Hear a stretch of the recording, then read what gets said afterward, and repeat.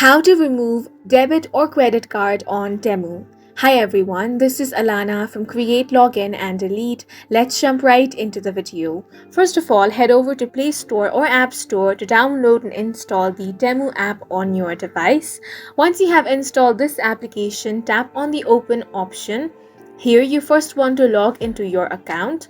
Now if you want to remove debit or credit card on Temu, simply tap on the U option at the bottom of your screen. From here you want to tap on the gear icon at the top right corner of your screen. Here you have the option of payment methods. Tap on this option. Now here you're going to find all the list of your saved payment methods, including your debit or credit card.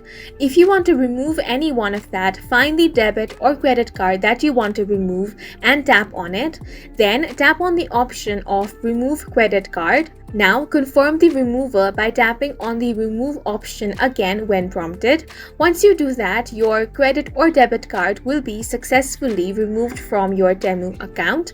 And that's it for this video. If you have any questions or confusions, do leave them on the comment section.